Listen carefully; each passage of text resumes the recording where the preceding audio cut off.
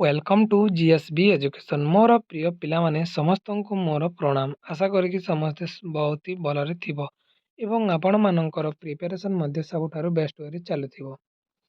ତ ପିଲାମାନେ ଆଜି ଆମେ +2ର ପଲିଟିକାଲ୍ ସାଇନ୍ସର ଦୀର୍ଘ ଉତ୍ତରମୂଳକ ପ୍ରଶ୍ନର ସିଲେକ୍ଟିଭ୍ କୋଶ୍ଚିନ୍ ବିଷୟରେ ଆଲୋଚନା କରିବା, ଯାହା ଏ ବର୍ଷ ନିଶ୍ଚୟ ପରୀକ୍ଷାରେ ଆସିବ। କେବଳ 14ଟି ସିଲେକ୍ଟିଭ୍ କୋଶ୍ଚିନ୍। ଯଦି ଆପଣମାନେ ଏହାକୁ ଘରେ ପ୍ରାକ୍ଟିସ୍ କରି ଚାଲିବେ, ତାହେଲେ ନିଶ୍ଚୟ ଆପଣ ପରୀକ୍ଷାରେ ଭଲ ମାର୍କ ରଖିବେ। ତ ପ୍ରଥମେ ଦେଖ ପିଲାମାନେ, ଆମେ ଦେଖିବା କୋଶ୍ଚିନ୍ଟି। ଭାରତରେ ଗଣତାନ୍ତ୍ରିକ ପ୍ରକ୍ରିୟା ପ୍ରତି ଥିବା ଆହ୍ୱାନଗୁଡ଼ିକ ବୁଝାଇ ଲେଖ।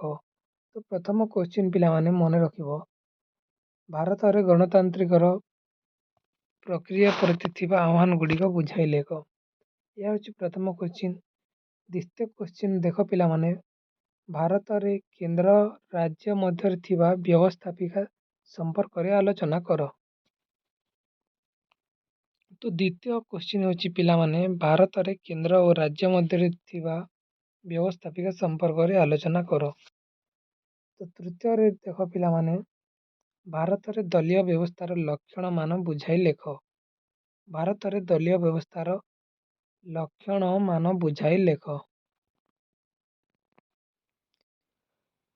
ତ ଚତୁର୍ଥ ବା 4 ନମ୍ବରରେ ଦେଖ ପିଲାମାନେ, ପଞ୍ଚାୟତ ସମିତିର କାର୍ଯ୍ୟାବଳୀ ଆଲୋଚନା କର। ଚତୁର୍ଥରେ ଦେଖ ପିଲାମାନେ, ପଞ୍ଚାୟତ ସମିତିର କାର୍ଯ୍ୟାବଳୀ ଆଲୋଚନା କର। ଏବଂ 5 ନମ୍ବରରେ ଦେଖ ପିଲାମାନେ, ଭାରତରେ ସାମ୍ପ୍ରଦାୟିକତା ବୃଦ୍ଧିର କାରଣ ମାନ ବୁଝାଇ ଲେଖ।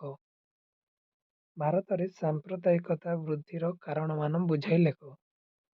6 ନମ୍ବରରେ ପିଲାମାନେ ଦେଖ, ଗଣତନ୍ତ୍ରର ଉପକାରିତା ଓ ଅପକାରିତା ଆଲୋଚନା କର।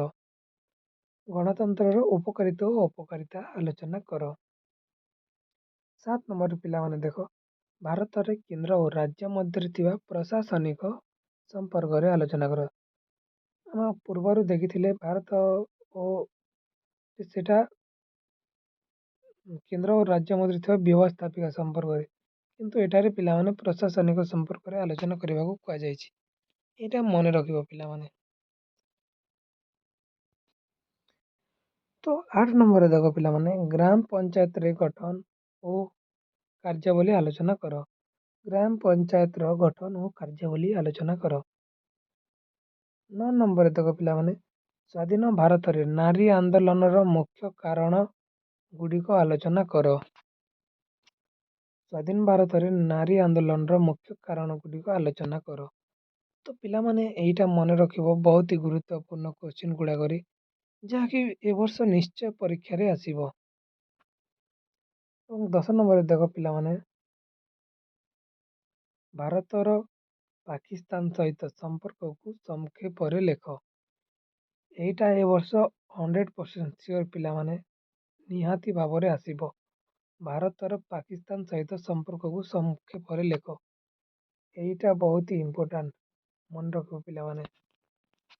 ସବୁ କୋଶ୍ଚିନ୍ ଭାରି ଇମ୍ପୋର୍ଟାଣ୍ଟ, ସବୁ ପଢ଼ିକି ଯିବ ପିଲାମାନେ। ଏବଂ 11 ନମ୍ବର କୋଶ୍ଚିନ୍ ଦେଖ ପିଲାମାନେ, ବିଶ୍ୱ ପରିବେଶର ମୁଖ୍ୟ ସମସ୍ୟା ଗୁଡ଼ିକ ବର୍ଣ୍ଣନା କର। ବିଶ୍ୱ ପରିବେଶର ମୁଖ୍ୟ ସମସ୍ୟା ଗୁଡ଼ିକ ବର୍ଣ୍ଣନା କର। ତ 12 ନମ୍ବରରେ ଦେଖ ପିଲାମାନେ, ନିରସ୍ତ୍ରୀକରଣ କ'ଣ, ଏହାର କ୍ରମ ବିକାଶ ଆଲୋଚନା କର। ନିରସ୍ତ୍ରୀକରଣ କ'ଣ, ଏହାର କ୍ରମ ବିକାଶ ଆଲୋଚନା କର। 13 ନମ୍ବରରେ ଦେଖ ପିଲାମାନେ, ନଗର ନିଗମର ଗଠନ ଓ କାର୍ଯ୍ୟାବଳୀ ଲେଖ। 14 ନମ୍ବରରେ ଦେଖ ପିଲାମାନେ, ଭାରତୀୟ ରାଜନୀତିରେ ଆଞ୍ଚଳିକତାବାଦର ପ୍ରଭାବ ବିଷୟରେ ଏକ ବିବରଣୀ ପ୍ରଦାନ କର। ଯେଉଁମାନେ ପଲିଟିକାଲ୍ ସାଇନ୍ସରେ ଫୁଲ୍ ସ୍କୋର କରିବାକୁ ଚାହୁଁଛ, ତାହେଲେ ପିଲାମାନେ ଏଇ କୋଶ୍ଚିନ୍ ଗୁଡ଼ାକୁ ଘରେ ଲେଖିକି ପ୍ରାକ୍ଟିସ୍ କର। ଆପଣମାନଙ୍କୁ ପରୀକ୍ଷାରେ କିଛି ବି କଷ୍ଟ ହେବ ନାହିଁ।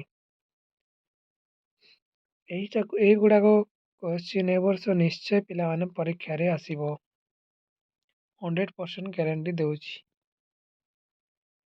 ଧନ୍ୟବାଦ ପିଲାମାନେ, ଚ୍ୟାନେଲଟିକୁ ଲାଇକ୍ ଏବଂ ସବସ୍କ୍ରାଇବ୍ କରିଦିଅନ୍ତୁ।